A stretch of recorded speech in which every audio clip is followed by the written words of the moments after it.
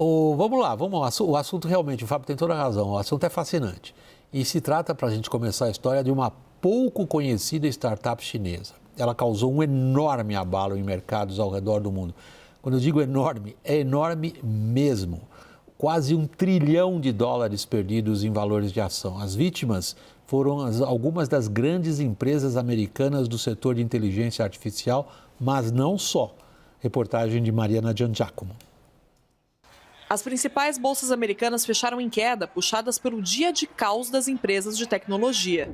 As ações da Nvidia, gigante na fabricação de chips, despencaram 17%, uma perda de mais de $500 bilhão em valor de mercado, na maior queda para um único ativo na história. Resultado que tirou a companhia do posto de empresa mais valiosa do mundo. Tudo isso depois do lançamento de uma nova ferramenta de inteligência artificial desenvolvida pela DeepSeek, uma startup chinesa com apenas 1 ano no mercado. O diferencial está no baixo investimento anunciado pela empresa. A DeepSeek afirma que gastou pouco mais de $5,5 milhões no desenvolvimento e operação de seu assistente digital, o R1, com funções semelhantes ao ChatGPT.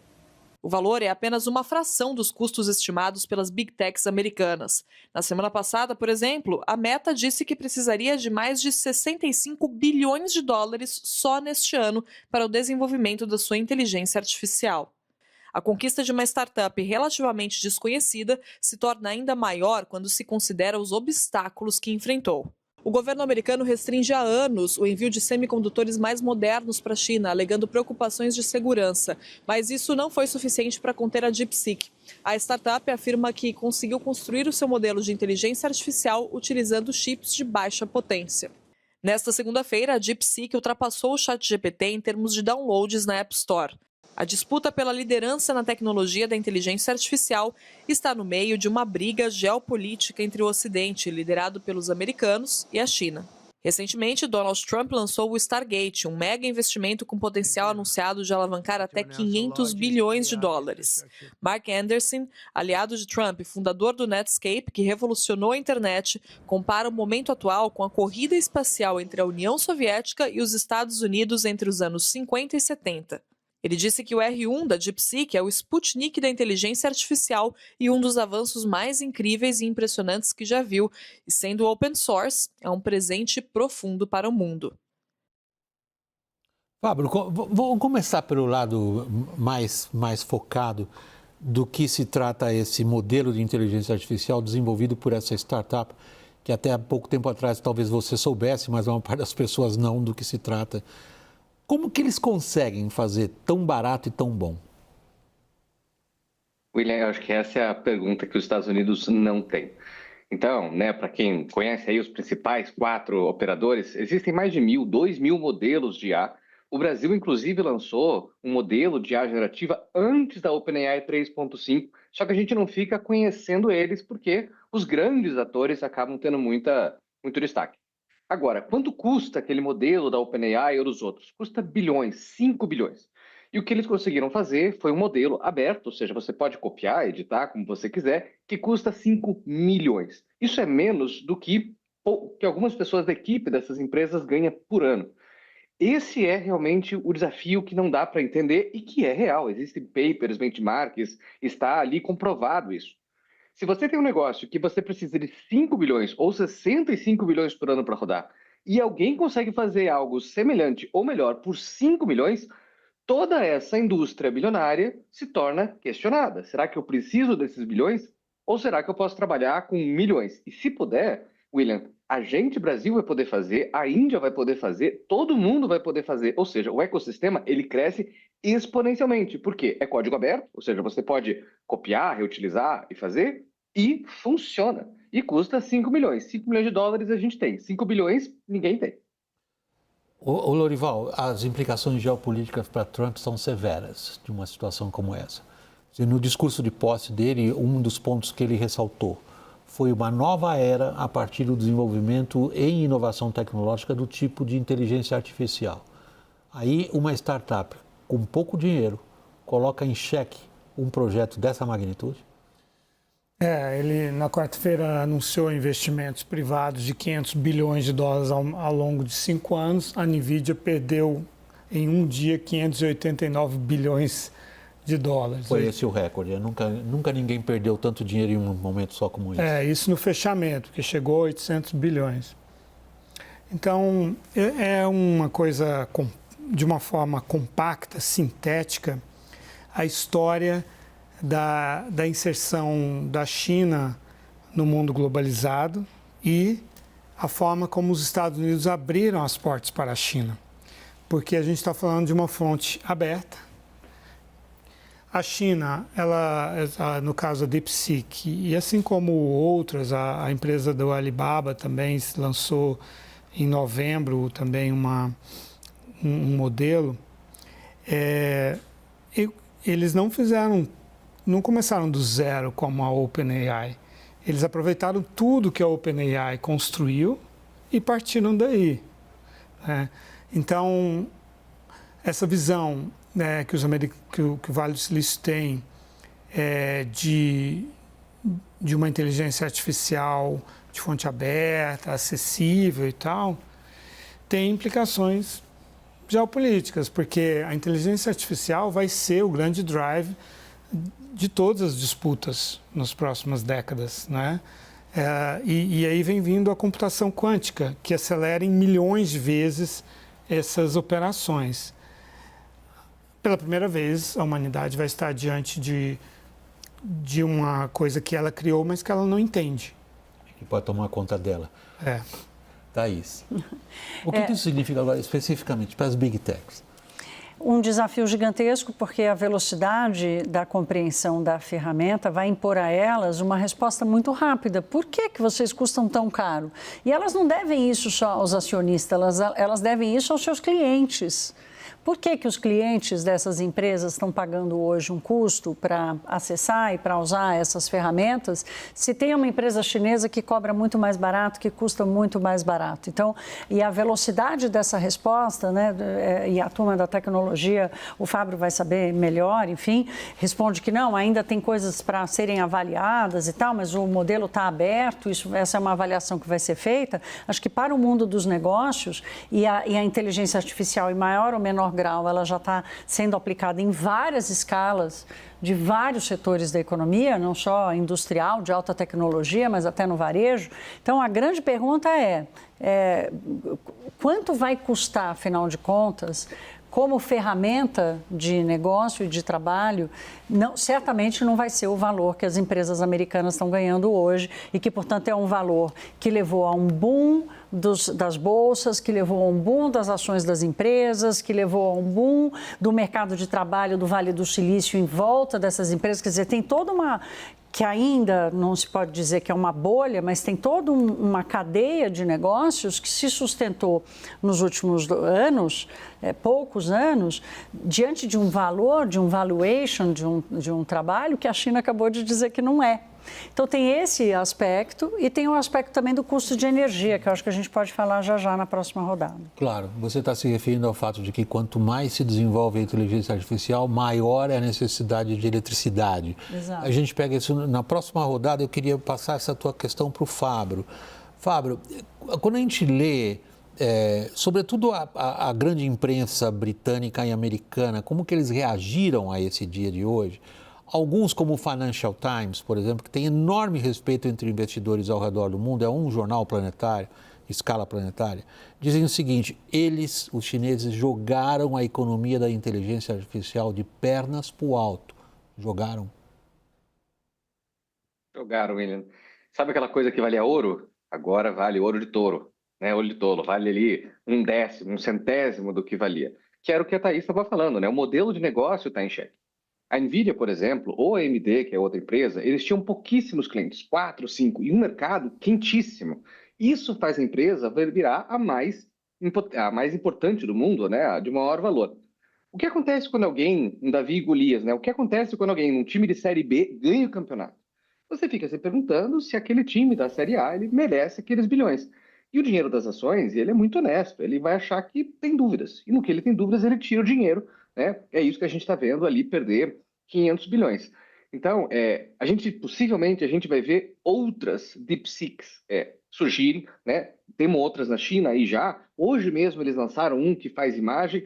a gente vai ver outros desses. Se a gente tiver vários desses que custem 1/100º do que custava o da Microsoft, o da OpenAI, o da Meta e tanto faz, o que esse mercado está dizendo é o seguinte: olha, vocês todos olharam para lá, mas lá não é um caminho que a gente vai seguir. A gente vai seguir um caminho muito menor. E isso daí tem um impacto muito grande para a inteligência artificial e para o Brasil. Para o governo americano, Lorival, tem um dilema importante aí. Já o Biden fez todo o esforço para restringir exportações exatamente dos chips da NVIDIA, que são considerados essenciais para o desenvolvimento dos modelos de inteligência artificial. Pelo jeito, não adiantou. O governo americano fez de tudo, e isso vem já de antes do Trump. Isso é uma política já, digamos, de mais de 15 anos.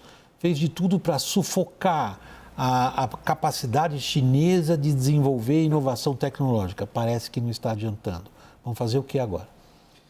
Exato, esse é um dilema que a gente veio acompanhando desde outubro de 2022, quando o Joe Biden assinou essa lei que baniu o acesso da China às máquinas, às patentes, né? Ou seja, a tecnologia das máquinas de impressão de chips mais avançadas e tal, e que envolvia também empresas holandesas, japonesas e sul-coreanas. A Coreia do Sul é a mais resistente a adotar essas sanções. Tem a Samsung e outras empresas lá que o mercado chinês é muito importante para eles. Mas, por exemplo, a ADSLM, que é holandesa também. A tal que imprime o chip, né? Teve uma queda de quase 9% nas ações hoje, que ela é holandesa. Japoneses, várias empresas também foram pelo mesmo caminho, né? Então, a própria NVIDIA, aliás, NVIDIA em espanhol significa inveja, né? A própria NVIDIA, ela era contra Você botou mais uma letra ali no começo, né? NVIDIA. Mas é assim que eles pronunciam, né? NVIDIA.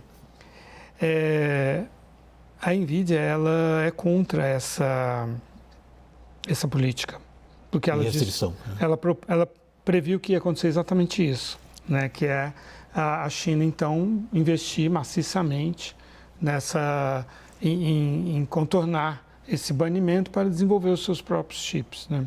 Um outro aspecto geopolítico também disso é que isso também é um incentivo para a China invadir Taiwan, porque 90% desses semicondutores mais avançados são usinados em Taiwan, né? Esse é um outro aspecto. Então, por isso, o que eu acho que tudo isso demonstra, e eu volto para o início do meu raciocínio, da minha análise anterior, é que os Estados Unidos criaram um mundo, né? Lideraram a criação de um mundo, e a China aprendeu a jogar nesse mundo, aprendeu a se inserir. E é meio fútil e certamente impossível tentar impedir a China de jogar nesse jogo. A única escolha que os Estados Unidos têm, assim como os países europeus e todos os outros, é jogar da melhor forma possível, né? Porque a China, ela sabe jogar, sabe se adaptar. Você muda as regras do jogo, ela aprende a jogar.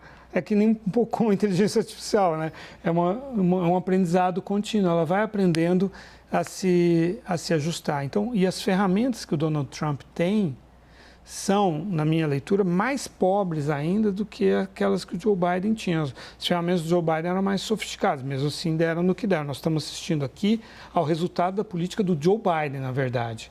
Agora, o Donald Trump, o que ele oferece é algo ainda mais primitivo, que são tarifas, impostos, né? Isso funciona para a Colômbia, coitada, que não consegue viver sem os Estados Unidos, depende mais de 1/4 das exportações para os Estados Unidos. Agora, uma China, isso aí não vai colar. Deixa eu ir um pouquinho agora para o aspecto que a Thaís já estava mencionando, Thaís. A perda no setor de energia do que os chineses apresentaram hoje. Hoje foi uma coisa assim, talvez até pior do que aconteceu com as empresas de Big Tech, foi a perda das ações das grandes corporações de energia, tanto dos Estados Unidos, mas também da Europa, que estavam se preparando e fazendo investimentos pesadíssimos para encarar uma nova era de demanda por energia para alimentar data centers, inteligência artificial, com essa expectativa de que o hardware conhecido até hoje era um hardware super dependente e demandante de energia. Então, não é só a relação da economia e dos negócios em geral com a ferramenta, mas é a relação da geração de energia. Aqui tem um debate também geopolítico, dentro da política e dos instrumentos que o Lorival coloca aqui como primitivos, que é também primitivo de Donald Trump, de voltar a investir no petróleo. Ora, você vai precisar de muito menos energia. A China quer reduzir a sua dependência de petróleo, portanto, está avançando e muito na transição energética, baterias, energia verde e tudo mais. E ela está dizendo que para fazer a ferramenta mais importante da próxima era não precisa de tanta energia. Então, além de Trump ficar com as tarifas e com outras medidas primitivas, ele fica com o petróleo na mão para um mundo que provavelmente não vai demandar o que ele quer drill, o que ele quer tirar do... Posso acrescentar uma informação aí? Claro, à vontade, é que 2/3 da capacidade instalada de energia eólica e solar construída em 2024 foi pela China, 2/3. E, ao mesmo tempo, a China consome 56% do carvão do mundo. Então, assim, a China tem acesso à energia numa escala muito maior do que a dos Estados Unidos, porque a China ainda tem a Rússia, né, que virou como eu gostei de barato, né? A Rússia virou o parceiro júnior. O posto de gasolina da Rota da Seda. Ótima essa definição. Já foi muito antes da Idade Média, quase. O embaixador russo vai me ligar amanhã. Ou o chinês. Fábio, há um ponto se não me engano, na sua segunda resposta que eu gostaria de voltar a ele, que é o seguinte. Os chineses deixaram claro que está ao alcance de países não necessariamente detentores de empresas dessa magnitude como os Estados Unidos, chegar à elaboração de modelos de inteligência artificial tão bons quanto. O que eu li hoje na imprensa especializada é que esse modelo da startup chinesa não é o melhor que tem no mundo, mas é muito parecido com os melhores. Por que eles conseguem o que a gente não consegue? Olha, William, essa é a resposta que a gente não tem, mas a gente suspeita, né?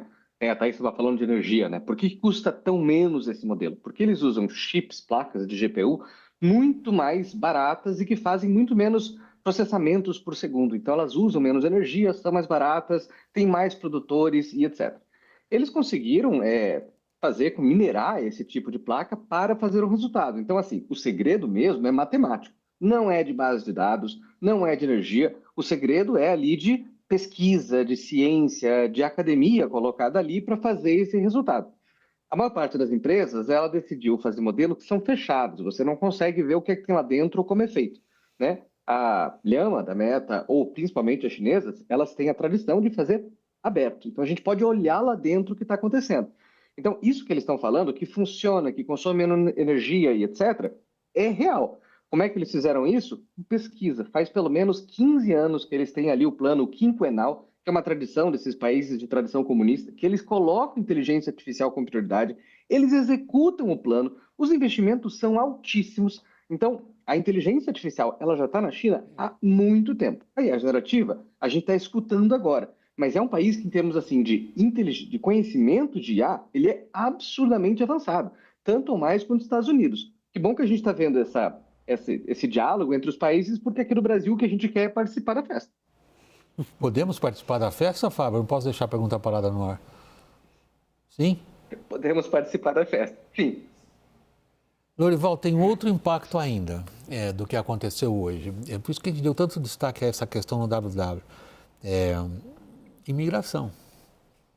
Boa parte desse esforço chinês é utilizar cérebros de toda parte possível e imaginável. O contrário do que os americanos estão fazendo?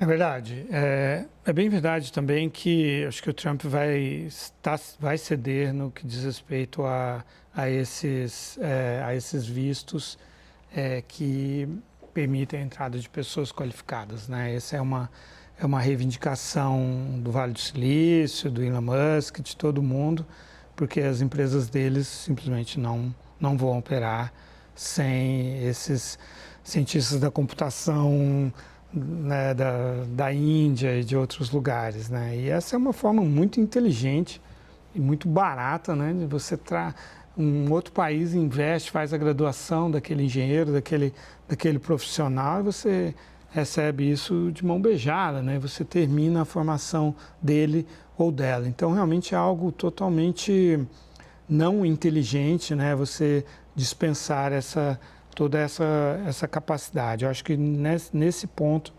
e esse, aliás, é o motivo da briga entre o Steve Bannon e o Elon Musk, né? Eu acho que o Elon Musk vai vencer.